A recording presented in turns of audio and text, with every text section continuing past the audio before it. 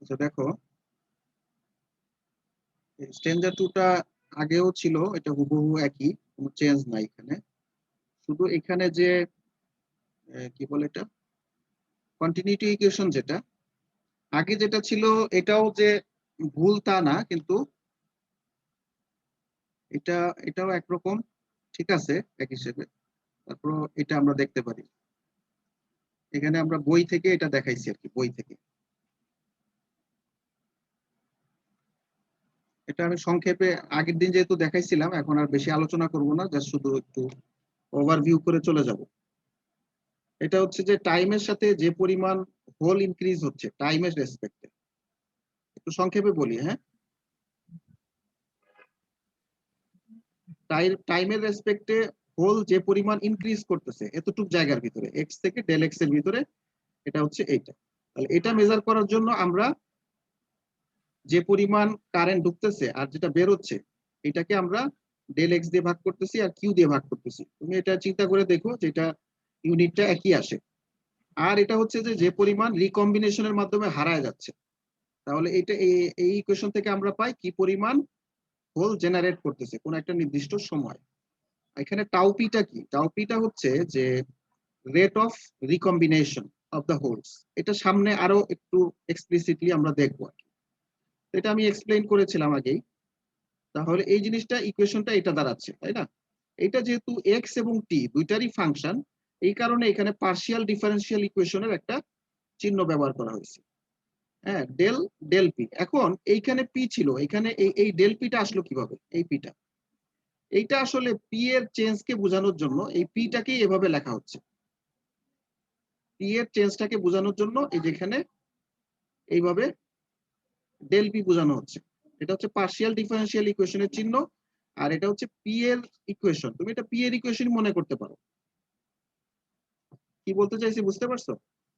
এটা পি এর চেঞ্জটাকে বোঝানোর জন্য এটা এখানে এইভাবে দেখানো হয়েছে। মানে ওই যে আগে দেখাইছিলাম না যে এই যে এটা, আগে তো পিটা কনস্ট্যান্ট ছিল, ধরো ম্যাগনেটিক এরিয়ার কনস্ট্যান্ট, এটা হচ্ছে পি এন জিরো। তাহলে এটা ছিল পি এর ইকুয়েশন। কিন্তু যখন ওই যে ওই দিক থেকে ইনজেকশন হয় বা কোনো একটা কারণে যদি কনসেন্ট্রেশনটা চেঞ্জ হয়, এই চেঞ্জটাকে বোঝানোর জন্য এটাও পি এর ইকুয়েশন, বুঝতে পারছো? যেমন এটা আগে ছিল কি পি এর ইকুয়েশন, পি এক্স, এই পুরাটা এখান থেকে শুরু করে এই পর্যন্ত। কিন্তু এইখান থেকে এই পর্যন্ত যে ইকুয়েশনটা, মানে আমি যদি, এটা তো জিরো, কিন্তু আমি যদি এইটাকে জিরো রেফারেন্স ধরি, তাহলে এই ইকুয়েশনটা আসে না? এরকম আসে, তাই না? মানে যা শুধু এইটাকে যদি জিরো ধরি, তাহলে এই যে পি এর যে চেঞ্জ, এই পি এর চেঞ্জটাকে বোঝানোর জন্য আমরা ডেল পি এক্স ব্যবহার করি, বুঝতে পারছো? এই পি এর চেঞ্জ, এটা পি চিন্তা করতে পারো, অসুবিধা নাই, কিন্তু এটাকে আলাদা করে, এই অংশটাকে আলাদা করে বোঝানোর জন্য এটাকে আমরা ডেল পি এক্স বলতেছি, কারণ এই জিনিসটা চেঞ্জ হচ্ছে। আগে তো চেঞ্জ ছিল না, কনস্ট্যান্ট ছিল, এই জন্য এটাকে ডেল পি বলা হচ্ছে, বুঝতে পারছো? আর এই চিহ্নটা কেন? এটা হচ্ছে পার্শিয়াল ডিফারেন্সিয়াল ইকুয়েশন, কারণ এটা এক্স এরও ফাংশন আবার টি এরও ফাংশন। এই পিটা এক্স এরও ফাংশন, টি এরও ফাংশন, তাই না? তাহলে এখান থেকে আমরা এই ইকুয়েশনটা পাচ্ছি, এবং এটা ডিফারেন্সিয়াল ইকুয়েশনের ফর্মুলা। এখান থেকে মাইনাস আসতেছে একটা, আর এইটা আগের মতোই সূত্র রয়ে গেছে। তাহলে এটা হচ্ছে কন্টিনিউটি ইকুয়েশন ফর হোলস। এটা কি ছিল? Continuity equation for holes. In the same way, একইভাবে আমরা কিন্তু এটা ইলেকট্রনের জন্য বের করতে পারি, মানে সরি, হ্যাঁ, ইলেকট্রনের জন্য। হোলের জন্য যেমন বের করছি, ইলেকট্রনের জন্য ঠিক একইভাবে বের করা যায়। এখানে একটা এক্সট্রা মাইনাস আসছে, এখানে প্লাস আসছে। আচ্ছা, এখন দেখো এই যে ডিফিউশন কারেন্ট জে, জেপি এবং জে এন, এটা তো আমাদের জানা আছে, তাই না? জেপি এবং জে এন এর ইকুয়েশনটা কিন্তু আমাদের আগেই জানা আছে, Q into diffusion coefficient into, এটা একটু ভুল আছে, এটা পি হবে। দেখি চেঞ্জ করা যায় কিনা। এটা কি হবে?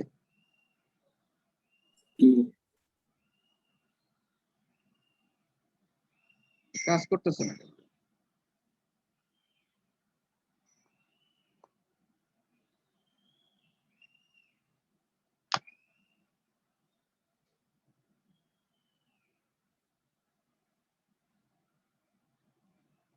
থেকে পি, আচ্ছা এতটুকু থাক, তাহলে মোটামুটি বোঝা যাচ্ছে।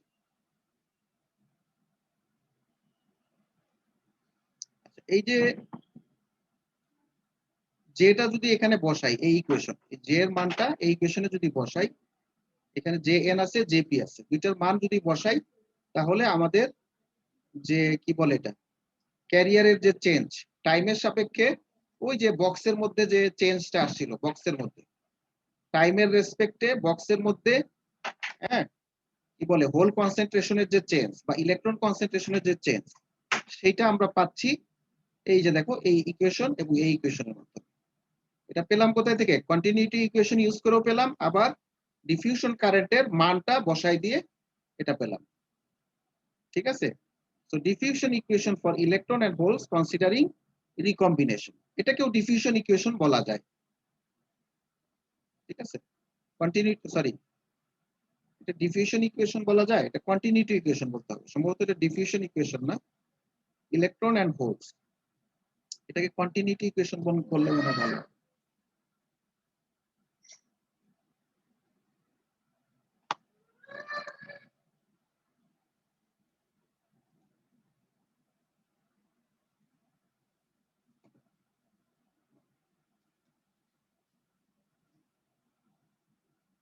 Continuity equation for electron and holes considering recombination. আচ্ছা এখন দেখো steady state carrier injection diffusion leg, এখন এই ইকুয়েশন দুইটা আবার আমি লিখছি, এই ইকুয়েশন দুইটা কি করছি আরেকবার লিখছি।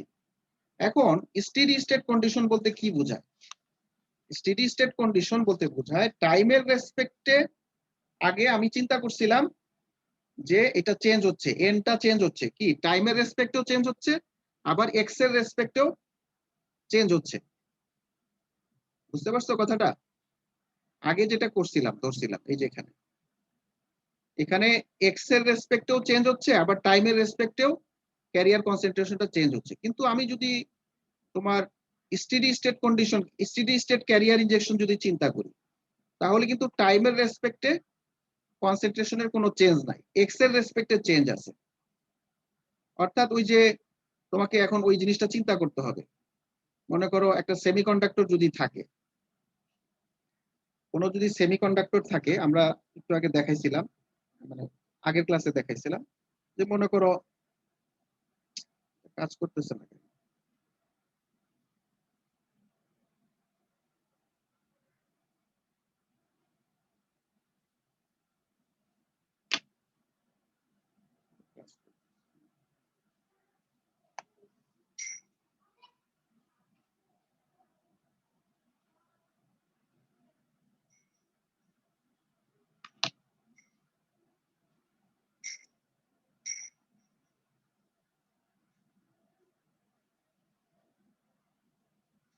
মনে করো এটা পি টাইপ হইতে পারে অথবা এন টাইপ হইতে পারে, কোন একটা সেমিকন্ডাক্টরের ভিতরে যদি মনে করো ইনজেকশন করি আমরা, ক্যারিয়ার যদি ইনজেকশন করি, ক্যারিয়ার ইনজেকশন করলে কি হচ্ছে,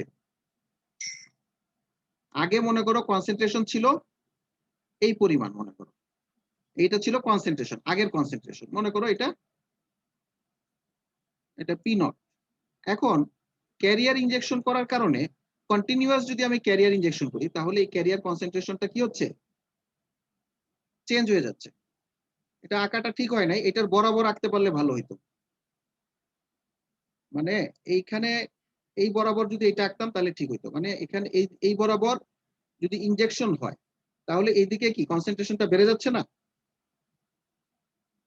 এবং এটাকে কন্টিনিউয়াস ইনজেকশন করতেছি, কন্টিনিউয়াস। একটা হচ্ছে যে এখানে যদি কন্টিনিউয়াস না করতাম, ইনজেকশন করে যদি ছেড়ে দিতাম, তাহলে কি হইতো, তাহলে কিন্তু এদিক দিয়ে মনে করো কারেন্ট ফ্লো হইতো এবং এক সময় কিন্তু এটা শেষ হয়ে যেত, মানে এই স্লোপটা আর থাকতো না। বুঝতে পারছো কথাটা?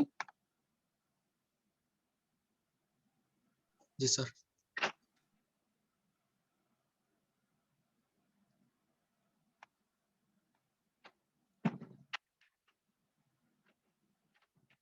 এদিক দিয়ে যে কারেন্ট ফ্লোটা হইতো, হওয়ার কারণে এক সময় এই স্লোপটা কিন্তু নাই হয়ে যেত, আর থাকতো না। কিন্তু এখানে হচ্ছে steady state carrier injection condition, steady state carrier injection কন্ডিশনে কিন্তু এই শেপটা কিন্তু বজায় থাকে, এটা শেষ হয় না, যার কারণে এটাকে আমরা এই টাইমের রেসপেক্টে যে চেঞ্জটা ছিল এই চেঞ্জটা কিন্তু আমরা জিরো ধরতে পারি। বুঝতে পারছো, টাইমের রেসপেক্টে কোনো চেঞ্জ নাই স্টেডি স্টেট ক্যারিয়ার ইনজেকশন কন্ডিশনে, তখন এই জিনিসটাকে আমরা জিরো ধরি। বুঝতে পারছো, এটা কিন্তু তোমাদের আগের স্ট্যান্ডার্ডেই ছিল, এটা বাদ পড়ছিল, আমি দেখাইছি, তারপর আরেকবার একটু দেখাচ্ছি। তাহলে এখানে এটাকে জিরো যদি ধরি, এই অংশটাকে যদি জিরো ধরি, তাহলে জিরো ধরলে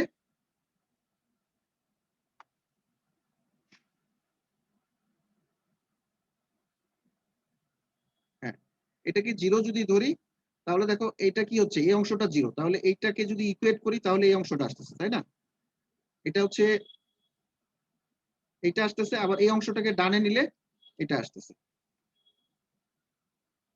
তাহলে আমরা ফাইনালি এরকম একটা ইকুয়েশন পাচ্ছি। আবার ডিএন কে যদি আমি ডান দিকে নিয়ে যাই তাহলে এরকম একটা ইকুয়েশন পাচ্ছি। আবার এই যে ডিফিউশন কোএফিসিয়েন্ট এবং টাউ, এই দুইটার গুণকে বলা হয় ডিফিউশন লেংথ, এটাকে বলা হয় ডিফিউশন লেংথ। এই দুইটা যদি গুণ করো, গুণ করলে তুমি দেখবা যে একটা যে ইউনিটটা পাচ্ছ সেটা হচ্ছে লেংথের স্কোয়ার পাচ্ছ।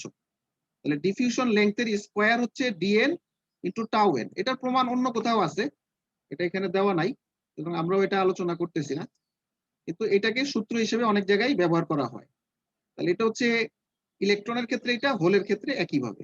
তাহলে এলএন হচ্ছে is called the electron diffusion length, diffusion length, ঠিক আছে? and LP is the diffusion length for holes. Now no need the partial derivatives. এখন partial derivatives নাই, দরকার নাই। দেখো আগে কিন্তু partial derivative ইউজ করছিলাম, এই যে খেয়াল করো এই জায়গাটায় partial derivative ইউজ করছিলাম আগে। কেন? কারণ হচ্ছে এই যে ইলেকট্রনের চেঞ্জ বা হোলের চেঞ্জ, এই দুইটা কিসের ফাংশন বলছিলাম? টাইমের ফাংশন, আবার এক্স এরও ফাংশন। কিন্তু এখন স্টেডি স্টেট ক্যারিয়ার ইনজেকশন কন্ডিশনে কিন্তু এটা টাইমের ফাংশন নাই, যার কারণে এখন আমরা ইকুয়েশনে নরমাল ডেরিভেটিভ ইউজ করতে পারি। বুঝতে পারছো, নরমাল ডেরিভেটিভ ইউজ করতেছি।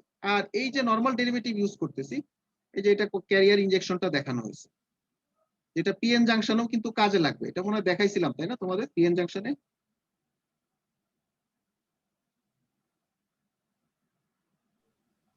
দেখাইছিলাম না? দেখাইছিলাম। আচ্ছা, এখন দেখো ওই যে ইকুয়েশন যেটা আনলাম আমরা, ওই যে শেষে সর্বশেষ, এই যে দুইটা ইকুয়েশন, এইখান থেকে ডিফারেন্সিয়াল ইকুয়েশন যদি আমি সলভ করি তাহলে কিন্তু আমরা ডেল পি এর ইকুয়েশনটা পাই। বুঝতে পারছো, আমরা ডেল পি এর ইকুয়েশনটা বের করতে চাচ্ছি। ডেল পি জিনিসটা কি বুঝতে পারছো তোমরা? এগুলো একটু মাথায় রাখতে হবে, ডেল পি জিনিসটা কি।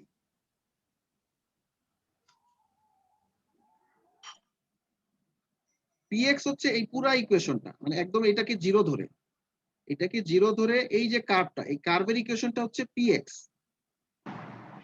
বুঝতে পারছো, এই কার্ভের ইকুয়েশনটা হচ্ছে পিএক্স। তাহলে পিএক্স সমান কি দেখো, পি নট সাথে যে এই ইকুয়েশনটা, এই ইকুয়েশনটা অর্থাৎ এইটাকে যদি আমি রেফারেন্স ধরি তাহলে এই যে ইকুয়েশনটা আসে এটাকে বলা হয় কি, এই যে ডেল পি।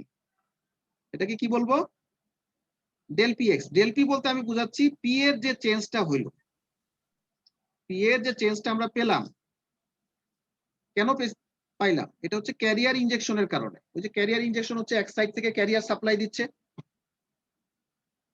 বুঝতে পারছো, কোনোভাবে যদি আমি এক সাইড থেকে ক্যারিয়ার সাপ্লাই দেই তাহলে এখানে মনে করো বাম দিক থেকে ক্যারিয়ার সাপ্লাই দিচ্ছি, তাহলে এখানে কি পি এর একটা চেঞ্জ আসতেছে না? কতটুকু চেঞ্জ হইলো? এটাই হচ্ছে ডেল পি, ডেল পি এর ইকুয়েশন। এটা হচ্ছে ডেল পি এর ইকুয়েশন। তাহলে টোটাল পি হচ্ছে পি নট প্লাস এটা হচ্ছে ডেল পি, এই অংশটা কিন্তু ডেল পি। এটা বুঝতে পারছো, এই অংশটা জি কিন্তু স্যার। ডেল পি, এই যে ডেল পি, এখানে লেখা উচিত ছিল অবশ্য, এই অংশটা হচ্ছে ডেল পি। এটা যদি আমরা দেখাই, এটা কিন্তু আসলে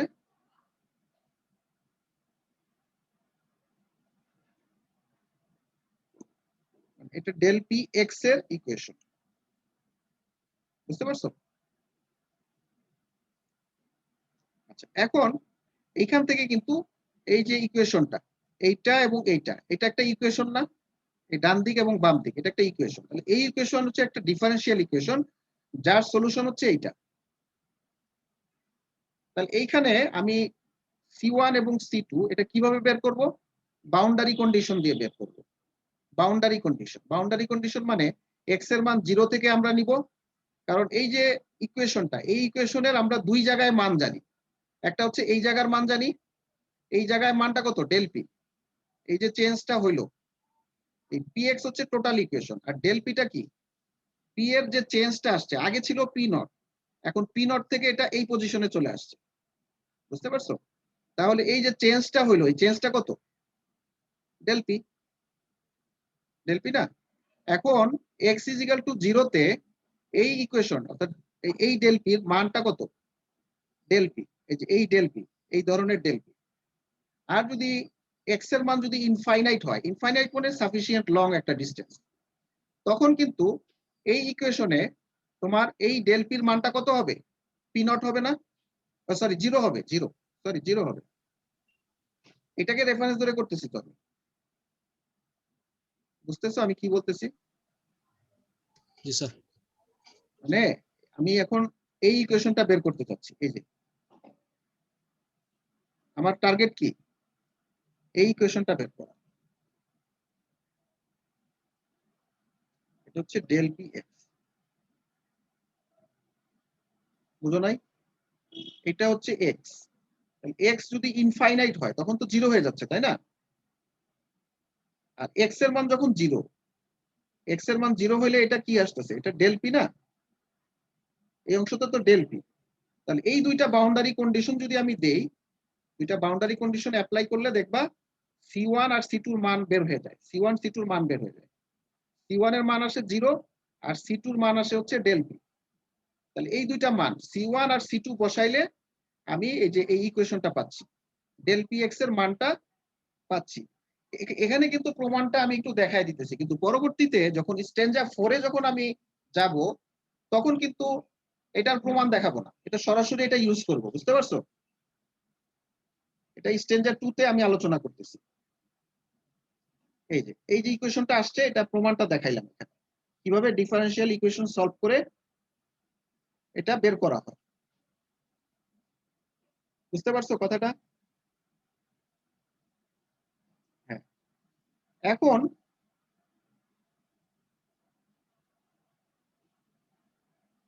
এখানে একটু ভুল হয়েছে আবার। এখানে ডিফারেন্সিয়েশন অফ ডেল পি হবে, পি এক্স না। এই জেপি এর যে ইকুয়েশনটা, এখানে আসলে আমরা কি লিখবো? আসলে ডেল পি লেখার দরকার ছিল। এটা আগেও আছে, দেখো।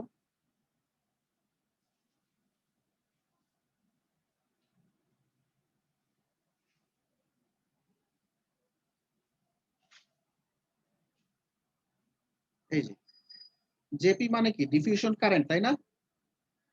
ডিফিউশন কারেন্ট মানে কি? Q DP. এটা ডিপি ঠিক আছে, পি এর চেঞ্জ।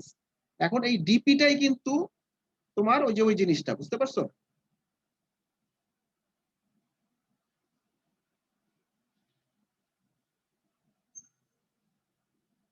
এই যে ডিপিএক্স বাই ডিএক্স, এখানে পি এর জায়গায় কি হবে এখন? এখন কিন্তু তোমার এখানে আমি যদি ডিফিউশন কারেন্ট বের করতে চাই, এখন হচ্ছে ইকুয়েশনটা চেঞ্জ হয়ে গেছে না?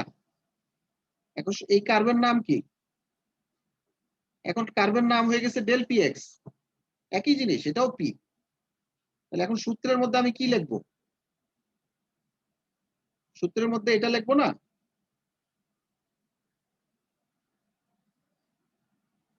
বুঝতে পারছো কিনা? ডিফিউশন কারেন্টটা কি? কোনো এক জায়গায় যদি কনসেন্ট্রেশনের গ্রেডিয়েন্ট পাওয়া যায়, কনসেন্ট্রেশন গ্রেডিয়েন্ট পাওয়া গেলেই তো আমি কারেন্ট পাবো, তাই না? জি স্যার। এই যে কনসেন্ট্রেশন গ্রেডিয়েন্টটা পাচ্ছি, এখন এই কনসেন্ট্রেশন গ্রেডিয়েন্ট আগে নাম ছিল পিএক্স, এখন এটার নাম হয়ে গেছে একই জিনিস, খালি নামটা চেঞ্জ।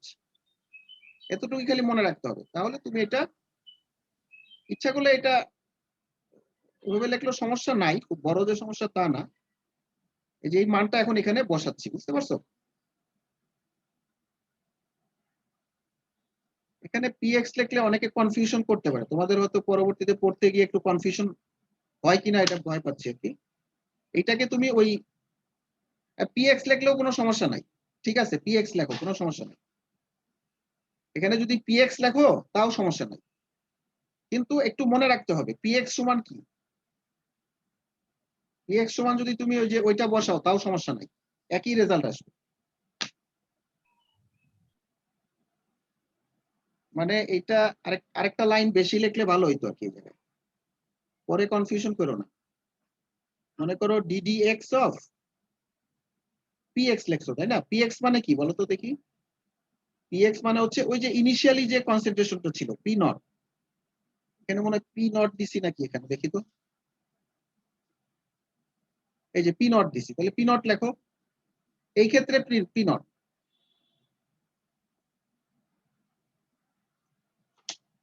এই ক্ষেত্রে এটা কি?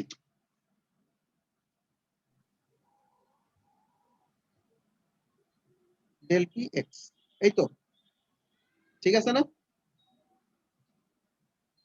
কিন্তু এইটা তো কনস্ট্যান্ট, তাহলে কনস্ট্যান্টের ডিফারেন্সিয়েশন কি জিরো হবে না? হ্যাঁ, তাহলে জি দ্বিতীয় স্যার। অংশটা থাকতেছে, তাহলে দ্বিতীয় অংশ কিন্তু এইটা, এই যে এটা। তাহলে এই লাইনটা একটু গ্যাপ পড়ে গেছে, তোমরা নোট রাখতে পারো এটা, এটা একই কথা, এইটা বসাইলেও কোনো সমস্যা নাই, বা তুমি যদি এখানে এই জিনিসটা বসাও তাও কোনো সমস্যা নাই, একই মিন করবে, একই কথা। বুঝতে পারছো কথাটা? কারণ জি প্রথম স্যার। টার্মটা তো জিরো হয়ে যাচ্ছে। তাহলে এইটাকে যদি ডিফারেন্সিয়েশন করা হয়, তাহলে ডিফারেন্সিয়েশন করে দেখবা তুমি এই জিনিসটা আসে, তাহলে এই জিনিসটা মানে হচ্ছে ডেল পি এক্স। তাহলে দেখো কারেন্টের আমরা একটা সূত্র পাচ্ছি, কারেন্ট, যে কারেন্টটা দেখো এক্সপোনেনশিয়ালি ডিকে করতেছে with respect to the length, অর্থাৎ এই যে একটা পি এর যে চেঞ্জ পাচ্ছি আমরা, এটার নাম দিছি ডেল পি এক্স। এইটার কারণে যে কারেন্টটা ডিফিউশন কারেন্ট ফ্লো করতেছে, সেই কারেন্টের সূত্র হচ্ছে এইটা। তার মানে কি, এটা দেখো এই জায়গাটা কনস্ট্যান্ট, প্রথম অংশটা কনস্ট্যান্ট, আর দ্বিতীয় অংশটা কি ভেরিয়েবল না?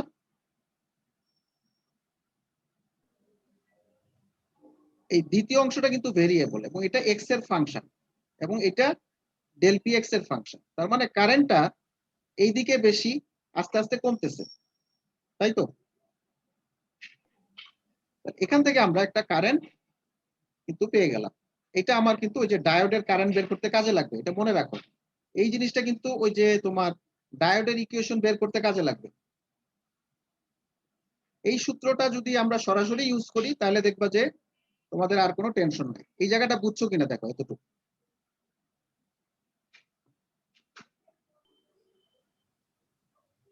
তোমাদের স্টেটমেন্টের বইটা কিন্তু মানে ভালো, কিন্তু এখানে প্রচুর স্টেপ জাম্প দেওয়া আছে, প্রচুর স্টেপ জাম্প, বুঝতে পারছো? এই স্টেপ জাম্পের কারণে মাথা খারাপ হয়ে যায় আর কি, মানে কোথায় থেকে কোথায় রিলেশন টানতেছে অনেক সময় বলা থাকে না, এবং ডেরিভেশন গুলো ম্যাক্সিমাম ক্ষেত্রে দেখানো থাকে না। কিন্তু বইটা ভালো, আমি বইটা পড়ে আমার কাছে মনে হয়েছে যে বইটা ভালো, অনেক ভালো। কিন্তু প্রবলেম হচ্ছে যে এটা একটু হায়ার লেভেলে লেখা আর কি, হায়ার লেভেল, মানে বইটা ধরেই নিছে যে যে পড়বে সে অনেক কিছু জানে, আগে থেকেই জানে, যার কারণে এখানে অনেক জায়গাতেই স্টেপ জাম দেওয়া, অনেক জায়গায় ক্যালকুলেশন দেখানো নাই। তো এই জিনিসটা তোমাকে বুঝতে হবে, যে এখন যেটা বললাম যে স্টেডি স্টেট ক্যারিয়ার ইনজেকশনের ক্ষেত্রে যে ক্যারিয়ারের যে কনসেন্ট্রেশনের চেঞ্জ হয়, ঠিক আছে, ক্যারিয়ার কনসেন্ট্রেশনের চেঞ্জ হয়, এবং সেই কনসেন্ট্রেশনের কারণে যে ডিফিউশন কারেন্ট ফ্লো করছে, সেই ডিফিউশন কারেন্টের ডেরিভেশন হচ্ছে এটা, যেটা এত কষ্ট করে 2 পৃষ্ঠা ধরে দেখাইলাম। বুঝতে পারছো? আচ্ছা, এলপি কি? এলপি যদি পরীক্ষায় আসে, এটা তুমি শর্ট কোশ্চেন হিসেবে লিখতে পারো। এলপি এটা একটা ডিফিউশন লেংথ চিন্তা করতে পারো। LP represents the length at which the excess hole distribution is reduced to 1/e of its value at the point of injection. Also, LP is the average diffusion length or the average length before recombination. বুঝতে পারছো কথাটা? যেমন এইখানে যদি তুমি x এর মান LP বসাও, এক্স এর মান এলপি বসাও, তাহলে জিনিসটা কি আসতেছে?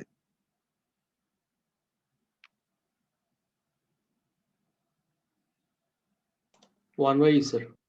হ্যাঁ, এটা এটা হচ্ছে মনে করো ডেল পি এর সূত্র, del P is equal to E to the power minus X by LP.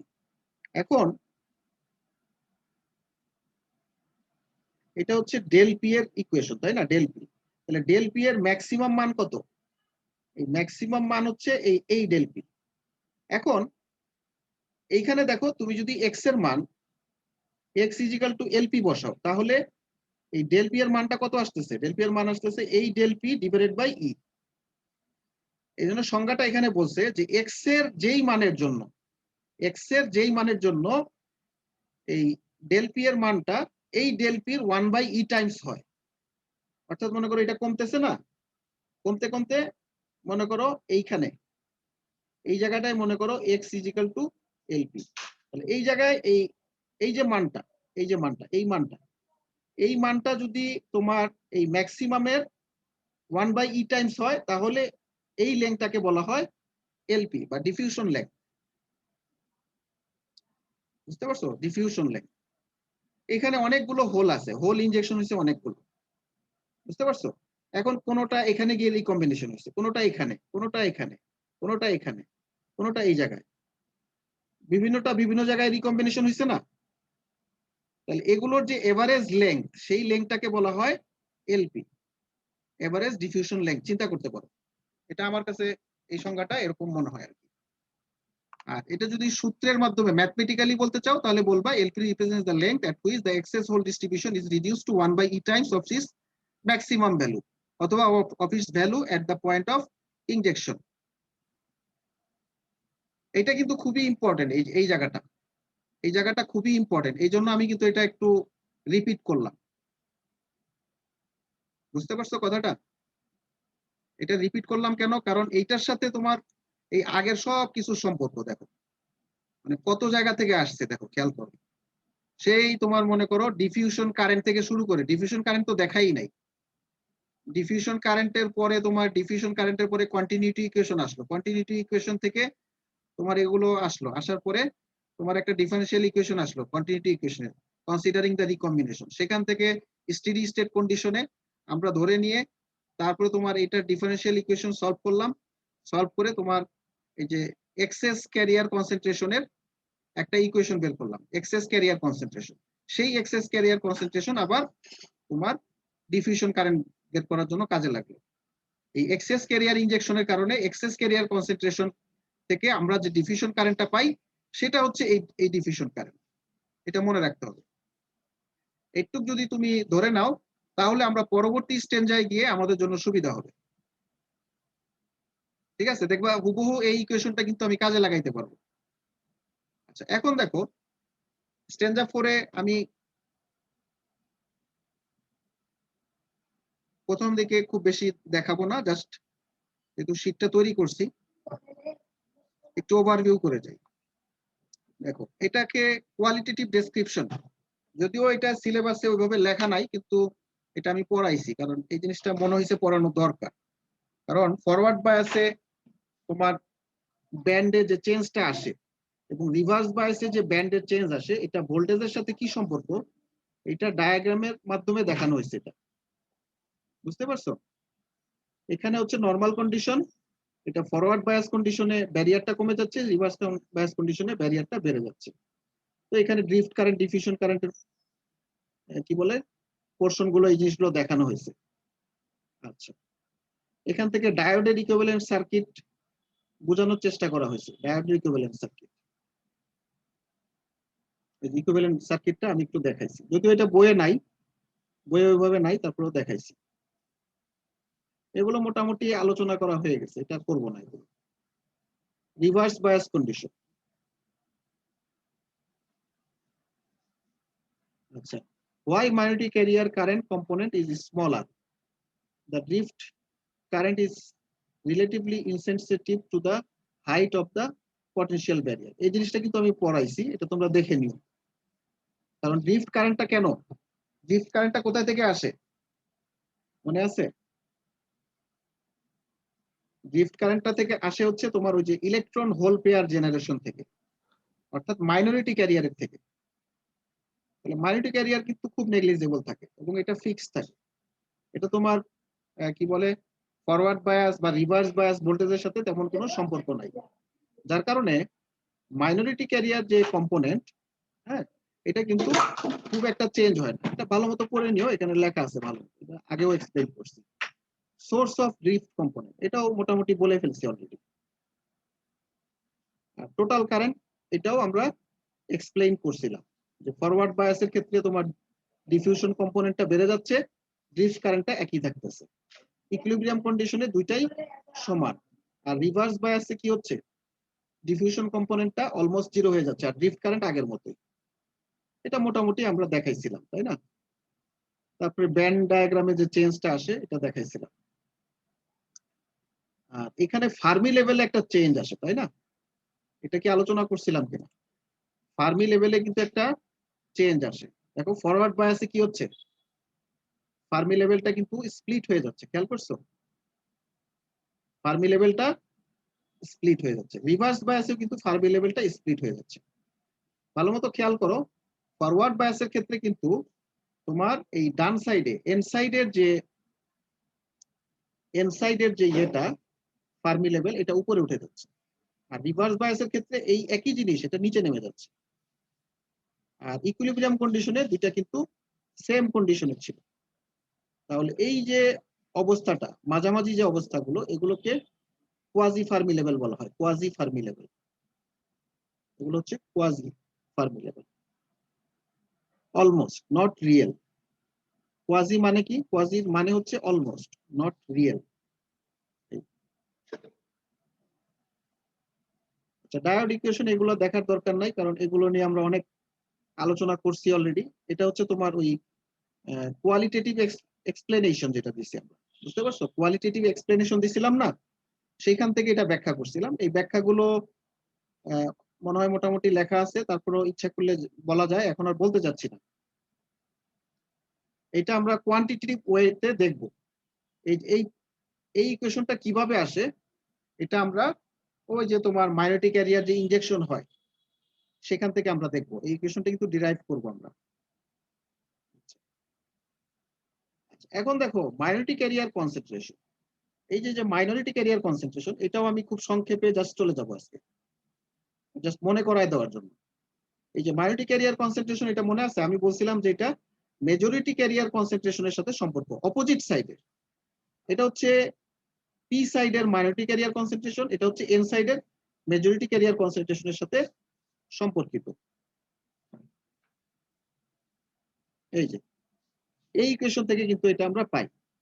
দেখো পি সাইডের যে মাইনরিটি ক্যারিয়ার, এটার কনসেন্ট্রেশনটা কিন্তু এন সাইডের মেজরিটি ক্যারিয়ারের সাথে সম্পর্কিত। এখান থেকে একটা ইকুয়েশন আসে, এই দুটো ইকুয়েশন আমরা দেখছি। এনডি এনএ দিয়েও লেখা যায়, এটা হচ্ছে এনডি আর এনএ, তাই না? এখান থেকে কিন্তু আমরা এই যে ম্যাক্সিমাম পজিশনে কতটুকু উঠবে, ম্যাক্সিমাম পজিশনে কতটুকু উঠবে এই ইকুয়েশনটা থেকে সেটা বের করতেছি, বুঝতে পারছো? এটার মানেটা কি? এটার মানেটা হচ্ছে এই যে এই সাইড থেকে যে মেজরিটি ক্যারিয়ার ফ্লো হয়েছিল, এই জিনিসগুলো কিন্তু তোমাদের মনে রাখতে হবে। এই যে এই সাইড থেকে এখানে একটা ব্যারিয়ার আছে, তাই না? এই ব্যারিয়ার, এখানে অনেকগুলো ইলেকট্রন আসছিল, ইলেকট্রন আসছিল অনেকগুলো, কিন্তু এই ব্যারিয়ারের কারণে সবাই কিন্তু ওভারকাম করতে পারে না, কিছু ইলেকট্রন ওভারকাম করছে। এই ইলেকট্রন গুলো যেগুলো ওভারকাম করছে সেগুলোই কিন্তু এই জায়গায় কনসেন্ট্রেশনটা বাড়াইছে। তাহলে এই পয়েন্টের যে কনসেন্ট্রেশন সেটা এই ইকুয়েশন দিয়ে আমরা এক্সপ্রেস করতেছি। এই পয়েন্টের কনসেন্ট্রেশন একটা হচ্ছে, আগে দেখলাম এই পয়েন্টের কনসেন্ট্রেশন, এখন দেখতেছি এই পয়েন্টের কনসেন্ট্রেশন। একইভাবে এইটা এবং এইটা, এই দুটো আমরা বের করছি। এটা যেহেতু আগেই আলোচনা করছি, আমি এখন সংক্ষেপে জাস্ট করবো। যেখানে পিকচারটা ভালো আসে না, এটা একটু ঝাপসা আসছে, তাই না? এই ছবির রেজুলেশনটা ভালো আসে। আচ্ছা, এখন খেয়াল করে দেখো ইকুয়েশন 1 এইটা কি, এটা হচ্ছে এই কনসেন্ট্রেশনটা, বুঝতে পারছো? এইটা হচ্ছে এই কনসেন্ট্রেশন মানে এই লেভেলটা। আর এইটা কি, এইটা হচ্ছে এই লেভেলটা, আর এইটা হচ্ছে এই লেভেলটা। তাহলে আমরা যদি এইটা থেকে এইটা বিয়োগ দিই, এটা মনে করো 1 আর এটা 2, তাহলে 2 থেকে 1 যদি বিয়োগ দিই তাহলে কি পাবো? এই চেঞ্জটা পাবো না? আর জি স্যার। এটা এটা মনে করো 3 আর এটা হচ্ছে 4, তাহলে 3 থেকে 4 বিয়োগ দিলে এই চেঞ্জটা পাবো, এই যে এই চেঞ্জটা, সেটাই করা হয়েছে। এই যে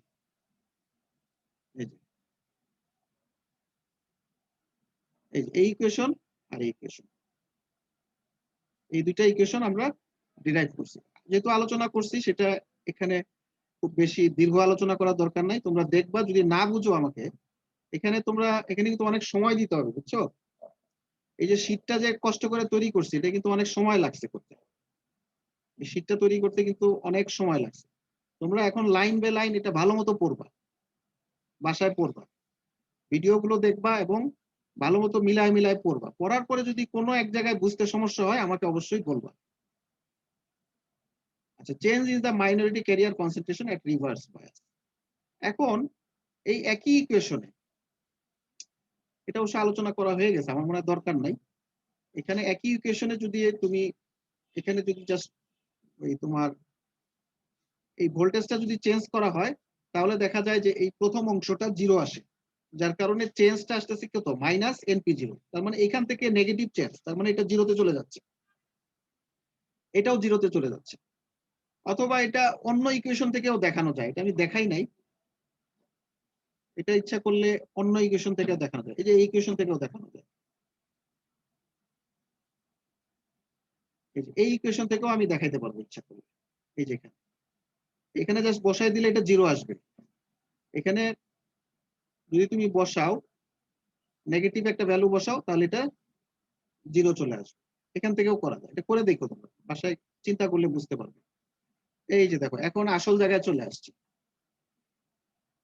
career injection and diode current. দেখো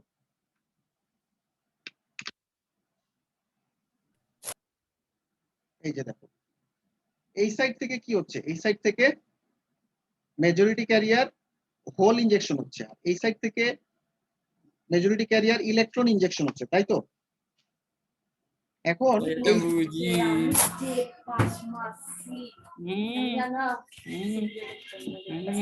তোমরা কি শুনতেছো?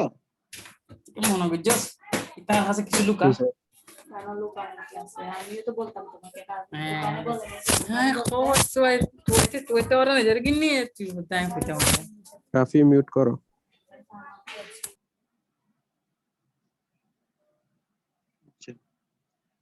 তাহলে এখান থেকে আমরা কিছু মেজরিটি ক্যারিয়ার ইনজেকশন সম্পর্কে এটা অনেকবার বলছি।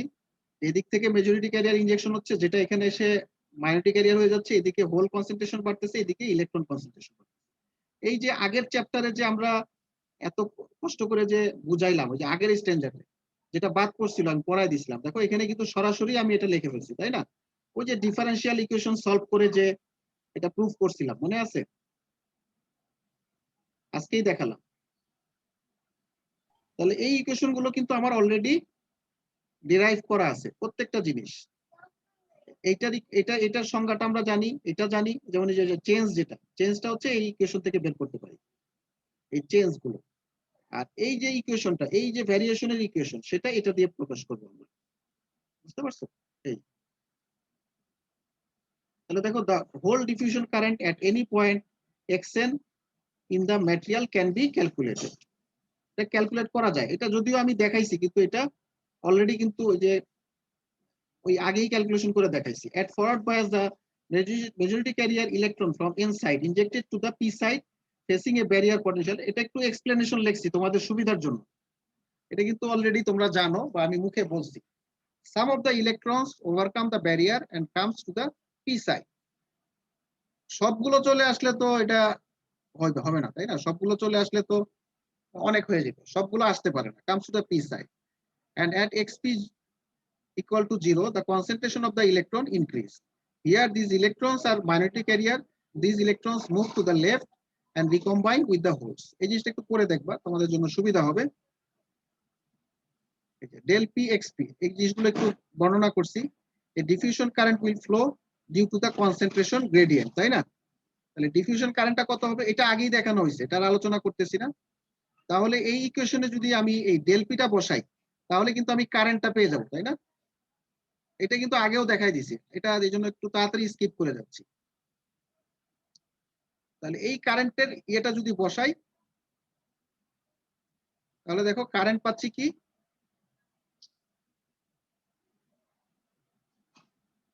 এই যে দেখো এই কারেন্টটা পাচ্ছি আমি, এই কারেন্টটা। এটা কিন্তু ওই স্ট্যান্ডাতেও দেখাইছিলাম, একটু দেখি তো লাস্টে। এই যে দেখো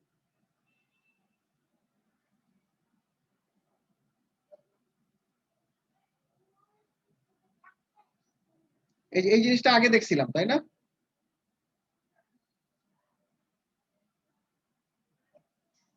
এই জিনিসটা আগে দেখছিলাম। জি স্যার। এখন এই জিনিসটাই ওই যে del Px এর, এই যে del Px এর এই জিনিসটার মানটা বসাই দিছে এখানে, জাস্ট মানটা বসাইছে। মানটা বসাইলে আমরা কি করতেছি দেখো, এখানে একটু ভালো মতো খেয়াল করো, এটা কোন পজিশনে, এই জিনিসটা এই যে এই পজিশনের কারেন্ট, খেয়াল করো এটা হচ্ছে এই পজিশনের কারেন্ট, আর এইটা কোন পজিশনের কারেন্ট, এটা হচ্ছে এই পজিশনের কারেন্ট। xp0 মানে কি এটা, তাহলে এই দুইটা কারেন্ট যোগ করলেই কিন্তু আমি টোটাল আই পাবো। এটা কি বুঝতে পারছো কিনা দেখো, এই জায়গাটাতে তোমাদের একটু কনফিউশন হইতে পারে, এটা ভালো মতো দেখবা বাসায়। এই দুইটা কারেন্ট যোগ করলেই কিন্তু আমি আসলে টোটাল কারেন্টটা পাবো, পাবো না? এটা এটা হয়তো বুঝতে একটু সমস্যা হইতে পারে তোমাদের। আসলে কিন্তু টোটাল কারেন্ট আমি যে কোনো জায়গায় পাইতে পারি। মনে করো এই জায়গায় যদি যোগ করি টোটাল কারেন্ট পাবো, এই জায়গায় যোগ করলে টোটাল কারেন্ট পাবো, এই জায়গায় যোগ করলে টোটাল কারেন্ট, তাই না? টোটাল কারেন্ট কি আই না? এটা এটা হচ্ছে টোটাল কারেন্ট আই। দেখো তাহলে আই এর দুইটা কম্পোনেন্ট, একটা হচ্ছে এই যে হচ্ছে মেজরিটি ক্যারিয়ার কম্পোনেন্ট, এইদিকে এসে মাইনরিটি হয়ে গেল। আরেকটা কম্পোনেন্ট হচ্ছে এই যে মাইনরিটি ক্যারিয়ার কম্পোনেন্ট, এটা এদিকে এসে কি হইলো, মেজরিটি ক্যারিয়ার হয়ে গেল। বুঝতে পারছো কথাটা? তাহলে যে কোনো পজিশনে যদি আমি কারেন্টের কম্পোনেন্ট যোগ করি তাহলে কি টোটাল আইটা পাবো না? এই পজিশনেও যদি যোগ করি টোটাল আই পাবো, এই পজিশনে যোগ করলেও টোটাল আই পাবো, এই যে কোনো পজিশনে কি টোটাল আই পাবো না? বুঝতে পারছো কিনা? জি স্যার। তাহলে এখন দেখো আমরা আসলে কি করতে চাচ্ছি, আমরা চাচ্ছি টোটাল কারেন্টটা বের করতে। টোটাল কারেন্ট যেভাবে পারি বের করি, আমি তো বললাম যে কোনো পজিশনেই পারবো, তাহলে আমি এই পজিশনে করলে তো কোনো সমস্যা নাই, আছে? যে কোনো পজিশন থেকেই সম্ভব, কিন্তু এই পজিশনের মানটা যেহেতু আমার জানা আছে, এই পজিশন অথবা এই পজিশন যে কোনো একটা পজিশনে যদি করি তাহলে কিন্তু আমি পেয়ে যাচ্ছি। তাহলে এই পজিশনে এই যে মানটা, এই মানটা আর এই মানটা, এই দুটা যোগ করলে কি আই পাবো না? পাওয়া যাবে? বুঝছো কিনা? এটা হচ্ছে 1 নম্বর কম্পোনেন্ট, এটা হচ্ছে 2 নম্বর কম্পোনেন্ট। তাহলে 1 আর 2 যোগ করলে কি আই পাবো না? জি স্যার, পাবো স্যার। 1 আর 2 যোগ করলে কিন্তু আই পাবো। তাহলে এইটাকে যদি আমি 3 ধরি, আসলে 2 আর 3 কিন্তু একই জিনিস। আমরা তিনটা বের করতে পারি, 2 তো এদিক দিয়ে বের করতে পারি না, 3টা এই সাইড দিয়ে বের করি, যার কারণে 1 যোগ 3 এখান থেকে আমরা আসলে টোটাল কারেন্ট আইটা বের করতেছি। ঠিক আছে, ক্লিয়ার? জি স্যার। তাহলে এই দুইটা পজিশনে এই যে দেখো কারেন্টের কম্পোনেন্ট xn0, xn0 মানে কি, xn0 মানে এই পজিশনের কারেন্ট, আর xp0 মানে হচ্ছে এই পজিশনের কারেন্ট। এই দুইটা কারেন্ট আমি যখন যোগ করতেছি তখন আসলে এইটা আর এইটা যোগ করতেছি, তার মানে এইটার এটা যোগ করা মানেই কিন্তু টোটাল কারেন্ট বের হচ্ছে। বুঝতে পারছো? এই যে এই কম্পোনেন্ট আর এই কম্পোনেন্ট, এই দুইটা যদি যোগ করি তাহলে দেখো টোটাল আই পাচ্ছি। আর এখানে মাইনাস কেন দিছি বলো তো দেখি, কে একজন বলতে পারবা?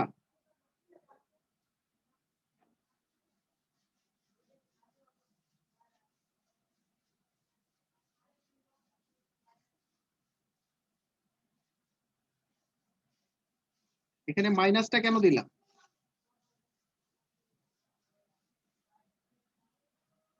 মাইনাসটা এই জন্য দিছি, দেখো এই অংশটা কি, এই অংশটা হচ্ছে এই কারেন্ট, দেখো কারেন্ট এদিকে যাচ্ছে তাই না? আর এই অংশটা কি, এই অংশটা হচ্ছে দেখো ইলেকট্রনের ফ্লোটাকে রিপ্রেজেন্ট করতেছে, ইলেকট্রনের ফ্লো। তাহলে ইলেকট্রনের ফ্লো এইদিকে হইলে কিন্তু কারেন্ট কিন্তু আসলে এইদিকে, এই কারণে একটা নেগেটিভ চিহ্ন দেওয়া হয়েছে, নেগেটিভ দিয়ে এটাকে আসলে পজিটিভ বানানোর চেষ্টা করা হয়েছে। এটাকে কি করছি আমরা, পজিটিভ বানাইছি, এই যে পজিটিভ বানাই ফেলছি। এটা তেমন কোনো ফ্যাক্টর নয়, এটাকে পজিটিভ বানাইছি। তাহলে এই অংশটা খেয়াল করো, এই যে আমরা যে আগে যে ডায়োড ইকুয়েশন দেখছিলাম সেটা তাহলে ডায়োডের ইকুয়েশন হয়ে গেল না, দেখো তো। জি স্যার। এটাকে আমরা আই নট বলতে পারি। তো দিস ইজ কল্ড দা কি ডায়োড ইকুয়েশন। আচ্ছা, এখন যদি এটা রিভার্স বায়াস হয়, একই কথা, একই অংশ। রিভার্স বায়াস হলে কি হচ্ছে, এই অংশটা অলমোস্ট জিরো হয়ে যাচ্ছে, এই অংশটা অলমোস্ট জিরো। তখন কারেন্টটা দাঁড়াচ্ছে এই অংশটা মাইনাস আই নট, এই যে মাইনাস আই নট। তাহলে আই নটের মানটা এখান থেকে আমরা বের করতে পারি। এখানে কি দেখানো হয়েছে, সিগনিফিকেন্স অফ ডায়োড ইকুয়েশন। আচ্ছা, এখন দেখো এখানে একটা কথা বলছে, যদি এরকম হয়, এটা একটু ভালো মতো খেয়াল করো। এখানে যদিও তুমি পরিষ্কারভাবে খুব ভালোভাবে বুঝতে পারবা না এই চিত্র থেকে, তারপরেও মোটামুটি আন্দাজ করতে পারবা। ধরো এটা হচ্ছে পি প্লাস আর এটা হচ্ছে এন, তার মানে কি, তার মানে কি হোল কনসেন্ট্রেশন অনেক বেশি না? জি স্যার। তাহলে মেজরিটি ক্যারিয়ার হোলের কনসেন্ট্রেশন কিন্তু অনেক বেশি, তার মানে এন এ হচ্ছে অনেক বড়। এন এ বলতে পারো, অথবা এটা হচ্ছে পি,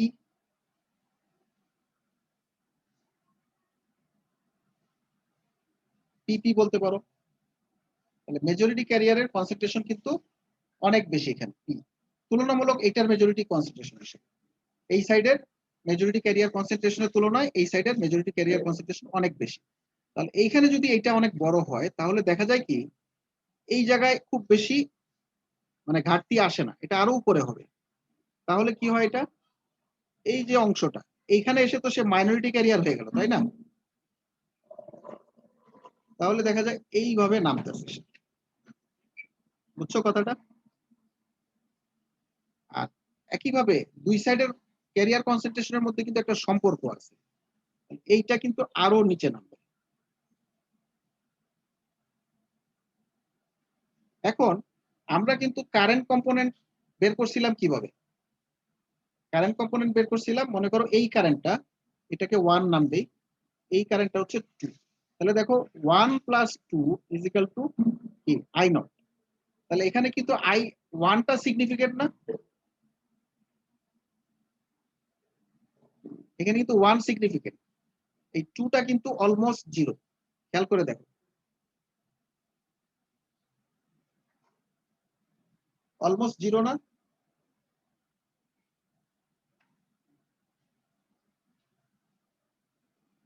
বুঝতে পারছো আমার কথাটা?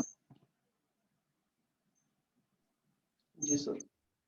এখন ধরো এই সাইডের কনসেন্ট্রেশন যদি 10 টু দি পাওয়ার 18 একটু বেশি হয়ে গেল, ডোপিং কনসেন্ট্রেশন নরমালি এত বেশি দেয় না, মনে করো এখানে 10 টু দি পাওয়ার 40 মানে এটা কনসেন্ট্রেশন। এইদিকে ডোপিং কনসেন্ট্রেশন মনে করো 10 two the power say for example 10। তাহলে কি অনেক চেঞ্জ না? কত গুণ? 10,000 গুণ চেঞ্জ, 10,000 গুণ স্যার। 10,000 গুণ। এই কারণে যদি এরকম ডোপিং কনসেন্ট্রেশনের মধ্যে যখন অনেক বেশি চেঞ্জ আসে, তখন আমরা বলতে পারি 1 + 2 = I0 = 1 = I0 আমরা বলতে পারি। 1 বলতে I1 চিন্তা করো, 2 বলতে I2 চিন্তা করো। মানে 1 নাম্বার এই যে এই অংশটাই আসলে অলমোস্ট টোটাল কারেন্টের সমান হয়ে যায়। বুঝতে পারছো কথাটা? জি স্যার। এখানে তো আসলে এক্সাক্ট রেশিও দিয়ে দেখানোটা মুশকিল, বুঝো নাই কথাটা? এই জিনিসটাই এখানে বলছে। তখন সেই ক্ষেত্রে দেখা যাচ্ছে যে হোল কম্পোনেন্ট আর একটা হচ্ছে ইলেকট্রন কম্পোনেন্ট। কখনো কখনো দেখা যায় যে এখানে হোল কম্পোনেন্টটাই ডমিনেট করতে পারে। যদি পি টাইপ ম্যাটেরিয়ালের কনসেন্ট্রেশন যদি অনেক হাই হয়, তখন দেখা যায় এই অংশটা আমরা ইগনোর করতে পারি। তখন I0 = ইকুয়েশনটা রিডিউস করে এইখানে। বুঝতে পারছো কথাটা? একইভাবে কিন্তু উল্টা কথাও বলা যায়, এখানে যদিও আমি লিখি নাই, কিন্তু উল্টা কথাও বলা যায়। যদি এরকম হয় Pn+, অর্থাৎ ইলেকট্রনের কনসেন্ট্রেশন অনেক বেশি, তখন উল্টা জিনিসটা বলা যাবে না? তখন এই জিনিসটাকে 0 ধরে এটা লেখা যায়। বুঝতে পারছো কথাটা? জি sir. I0 = QA Dn ln n, তখন এটা লেখা যায়।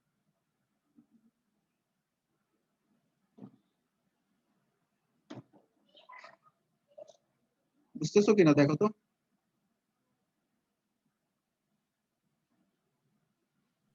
জি স্যার, বুঝছি স্যার। এটা সহজ, এটা কঠিন না, এই অংশটা সহজ। আগের অংশগুলো তোমাকে একটু প্র্যাকটিস করতে হবে। আমি আজকে থেকে যেগুলো রিভিশন দিলাম, এগুলো ভালো মতো বুঝে প্র্যাকটিস করতে হবে।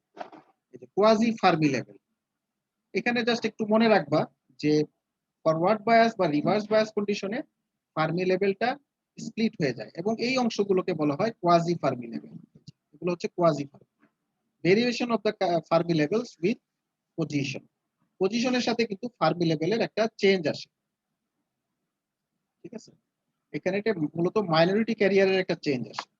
So the equilibrium EF is split into the quasi-Fermi levels Fn and Fp, which are separated within W. মূলত যে এই W অংশতেই কিন্তু এই সেপারেশনটা দেখা যায়। এখানে একটা ফার্মি লেভেল আছে, এখানে একটা ফার্মি লেভেল আছে, তাই না? এই সাইডে তো একটাই ফার্মি লেভেল, এই সাইডে তো দুই রকম নাই, তাই না? এই সাইডে কি দুই রকম আছে? নাই। এই সাইডেও একরকম। কিন্তু এই যে ডিপ্লেশন রিজন, যেটা এটা একটু ভালোভাবে আঁকা হয় নাই, যাই হোক ডিপ্লেশন রিজনে কিন্তু একটা চেঞ্জ, এদিক থেকে আস্তে আস্তে চেঞ্জ হওয়া শুরু করতেছে। এবং ডিপ্লেশন রিজন যেটা, এখানে কিন্তু দুই ধরনের ফার্মি লেভেল পাওয়া যাচ্ছে, তাই না? ইলেকট্রনের জন্য একটা, হোলের জন্য একটা। তাহলে the equilibrium EF is split into the quasi Fermi levels Fn and Fp, which are separated within W by an energy QV. তাহলে ডিপ্লেশন রিজনের ভিতরে কিন্তু এই ফার্মি লেভেলের মধ্যে একটা স্প্লিট হচ্ছে, যেটার পরিমাণ হচ্ছে Q × Vf, যেটা আমরা আগেও দেখছি। কতটুকু চেঞ্জ আসতেছে? Q × Vf। কিন্তু রিভার্স বায়াস হলে কিন্তু এই অংশটা নিচে নেমে যেত, তাই না? এটা কিন্তু নিচে নেমে যেত। The magnetic carrier quasi-Fermi level changes most at the age of the depletion region due to the change in the magnetic carrier concentration. তাহলে এই চেঞ্জটা কার জন্য হচ্ছে? মাইনরিটি ক্যারিয়ারের জন্য হচ্ছে। কিন্তু এটা মেজরিটি ক্যারিয়ার দায়ী না, কিন্তু মাইনরিটি ক্যারিয়ারের একটা চেঞ্জ কিন্তু আসতেছে। বুঝতে পারছো? ফরওয়ার্ড বায়াস বা রিভার্স বায়াস কন্ডিশনে কি হচ্ছে? মাইনরিটি ক্যারিয়ারের কনসেন্ট্রেশনে একটা চেঞ্জ বেশি হইতেছে। বুঝো নাই কথাটা? মেজরিটি ক্যারিয়ার কিন্তু খুব বেশি চেঞ্জ হয় না, কিন্তু মাইনরিটি ক্যারিয়ারে কিন্তু চেঞ্জ হচ্ছে। এই যে আমরা দেখলাম না, ফরওয়ার্ড বায়াসে কি হচ্ছে? এই যে এরকম চেঞ্জ হচ্ছে, তাই না? এই চেঞ্জটা কোথায় হচ্ছে? ডিপ্লেশন রিজনের কাছে না? আর রিভার্স বায়াস মোডে কি হচ্ছে? রিভার্স বায়াস মোডেও কিন্তু একটা চেঞ্জ আসতেছে, এরকম হচ্ছে, এরকম। এটা হচ্ছে রিভার্স বায়াস কন্ডিশন। তাহলে ফরওয়ার্ড বায়াস বা রিভার্স বায়াস উভয় কন্ডিশনেই কিন্তু তোমার এই যে ডিপ্লেশন উইথের কাছে এইখানেই কিন্তু চেঞ্জটা আসতেছে মাইনরিটি ক্যারিয়ারে। এই ইলেকট্রন বা হোলের কনসেন্ট্রেশনের যে চেঞ্জ, এই চেঞ্জের কারণেই কিন্তু তোমার ফার্মি লেভেলে একটা চেঞ্জ আসতেছে। বুঝতে পারছো কথাটা? Yes, sir. হ্যাঁ, কিন্তু মেজরিটি ক্যারিয়ারের কিন্তু চেঞ্জটা খুবই নেগলিজেবল। মেজরিটি ক্যারিয়ারের চেঞ্জ কতটুকু? নেগলিজেবল, খুব বেশি না। এটাকে ওই যে এক্সাম্পল দিয়ে অনেক সময় বোঝানো হয়। মনে করো কথার কথা, মেজরিটি ক্যারিয়ার আছে মনে করো 10⁻10 মনে করো, আর মাইনরিটি ক্যারিয়ার আছে মনে করো, আচ্ছা এটাকে সহজভাবে বোঝানোর জন্য একটু ছোট সংখ্যা ইউজ করি, মনে করো 10⁻6, এটা হচ্ছে মেজরিটি ক্যারিয়ার। আর মাইনরিটি ক্যারিয়ার মনে করো 10⁻2, মানে 100টা। এখন মনে করো এই মেজরিটি ক্যারিয়ার 10⁻6 থেকে মনে করো এখানে 20টা চলে আসছে এখানে, তাহলে এখানে কত? 100 জায়গায় হয়ে গেল কত? 120। তাহলে এখানে কিন্তু 20% চেঞ্জ আসছে, তাই না? চেঞ্জ আসছে না? জি স্যার। কিন্তু এখানে মনে করো 10⁻6 থেকে যদি 20টা কমে তাহলে কতটুকু চেঞ্জ হলো? এটা কোনো চেঞ্জই না স্যার। কোনো চেঞ্জ নাই। এই কারণে মেজরিটি ক্যারিয়ারের চেঞ্জ আসে কিন্তু সেটা নেগলিজেবল, কিন্তু মাইনরিটি ক্যারিয়ারের যে চেঞ্জটা আসে সেটা কিন্তু আমরা কোনোভাবেই নেগলেক্ট করতে পারি না। আর মাইনরিটি ক্যারিয়ারের চেঞ্জের কারণে এখানে ফার্মি লেভেলে একটা চেঞ্জ আসে। আচ্ছা, এখন দেখো calculation of the total current from the total charge. আচ্ছা, এখানে মানে টোটাল কারেন্টের যে ক্যালকুলেশনটা সেটা আমরা আগে একভাবে দেখাইছিলাম। সেটা দেখাইছিলাম কিভাবে? সেটা দেখাইছিলাম যে মাইনরিটি ক্যারিয়ারের যে চেঞ্জ আসে সেই চেঞ্জ থেকে দেখাইছিলাম। আবার আরেকভাবে দেখানো যায়, সেটা হচ্ছে যে চার্জ থেকে দেখানো যায়, টোটাল যে চার্জ সেখান থেকে দেখানো যায়।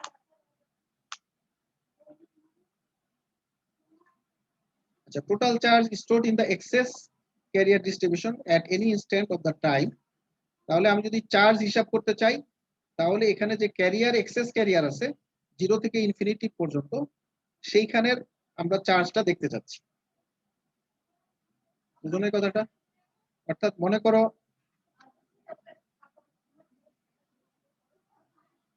এই যে পি সাইডে যে চেঞ্জ, এই চেঞ্জের কারণে এখানে যে চার্জটা আসছে, আর মনে করো এন সাইডে মনে করো এরকম একটা চেঞ্জ আসছে, এখানে যে চার্জ সেই চার্জটা এখানে হিসাব করতে।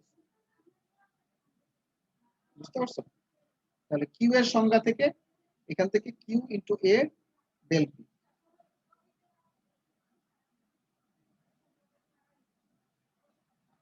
এই ডেল পিটা কি আসলে? কনসেন্ট্রেশন পার ইউনিট এরিয়া, তাই না? কনসেন্ট্রেশনের সূত্র কি? কনসেন্ট্রেশন হচ্ছে number of atom per unit per square area, তাই না? এই জন্য এরিয়া দিয়ে গুণ করছে, এরিয়া দিয়ে গুণ করে কিউ দিয়ে গুণ করলে কিন্তু আমি কিউটা পাবো। এন মানে কি? Number of electron per CC, তাই তো? জি স্যার। যাই হোক, এখান থেকে তাহলে কিউপি বের করা যায়। আবার এখান থেকে এই যে কিউপিটা বের করছে এই যে সূত্র দিয়ে, এই এখান থেকে এই চার্জ বের করছে। আর এখান থেকে দেখো আইপি বের করছে। আইপি কিভাবে বের করছে? QP divided by tau P. QP কে টাউ পি দিয়ে ভাগ করছে। কিউ বাই টি মানেই তো কারেন্ট, তাই না? এই যে QP divided by tau P করছে। QP divided by tau P করার পরে এই যে কারেন্ট আসছে এইটা। একইভাবে যদি এন সাইডের যদি চার্জ বের করে সেখান থেকে এইটা আসে, এই যে আবার আইএন বের করছে। এই দুটা যদি যোগ করা হয় তাহলে দেখা যায় একই জিনিস আসে। আগে যেটা আমরা বের করছিলাম আইপি আর আইএন, একই জিনিস আসে।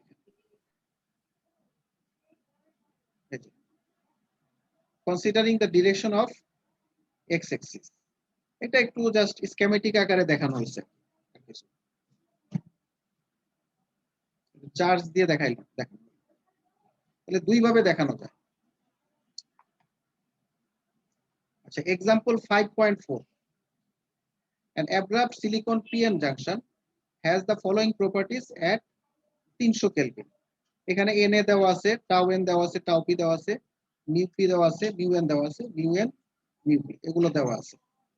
The junction is forward biased by 0.5 voltage. What is the forward current? Forward current এর পরিমাণ বের করতে হবে। What is the current at the reverse bias of -5 volt? তাহলে দেখো ফরওয়ার্ড কারেন্ট বের করতে গেলে আমাকে কিন্তু এই সূত্রটা ইউজ করতে হবে, তাই না? এই সূত্রটা ইউজ করতে হবে না ফরওয়ার্ড কারেন্টের জন্য? এই সূত্রটা ইউজ করতে হবে। আই নট বের করতে হবে। আই নট হচ্ছে এই অংশটা। তাহলে এখানে পিএন বের করতেছি প্রথমে, মাইনরিটি ক্যারিয়ার কনসেন্ট্রেশন বের করে নিতেছি। এখানে আমার কি দেওয়া আছে দেখো, এই যে এটা মানে তো মেজরিটি ক্যারিয়ার কনসেন্ট্রেশন, এটা বুঝো তো নাকি?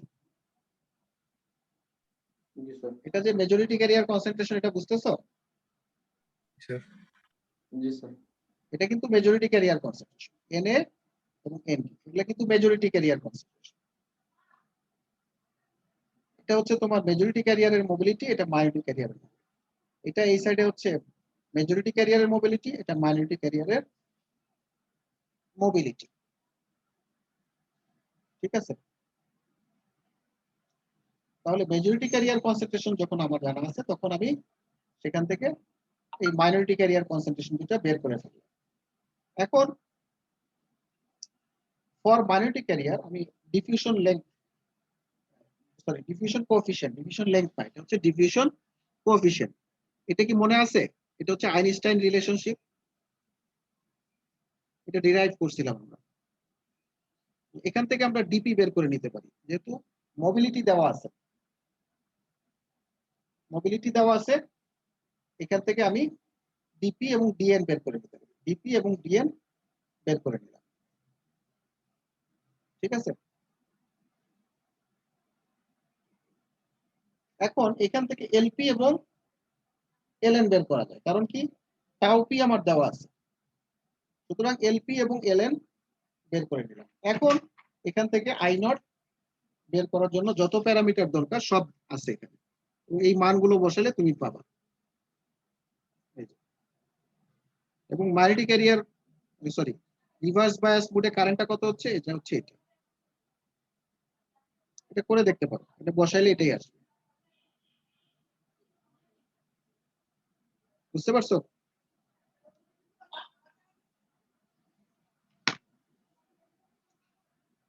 এখন এই স্ট্রেঞ্জারটা শেষ হয়ে যাবে, আর একটা নেক্সট দিন ক্লাস নিব ইনশাআল্লাহ। কালকে ক্লাস দিব, তখন এটা দেখাবো ইনশাআল্লাহ। আজকে অনেক বেশি পড়ায় ফেললাম, এটা একটু বুঝে আসার চেষ্টা করবো এই জিনিসগুলো। এখন আমাদের কি দেখার আছে? রিভার্স বায়াস ব্রেকডাউন,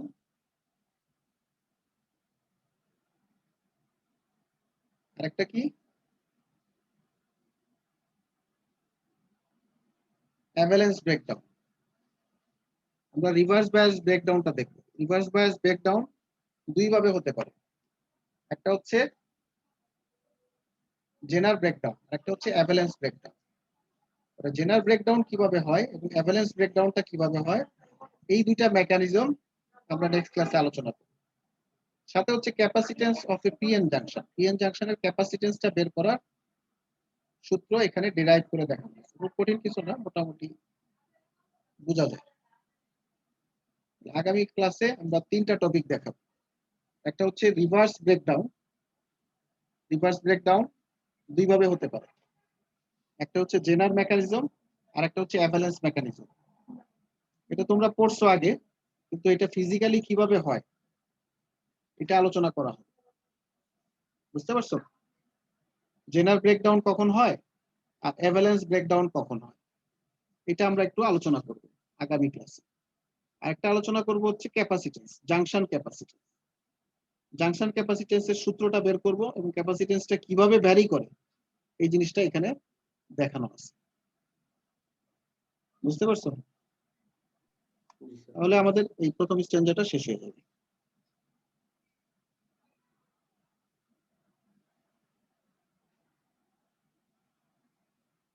এখন একটু অ্যাটেন্ডেন্সের লিংকটা দিচ্ছি। হ্যাঁ, এটা কেটে দিয়েছি।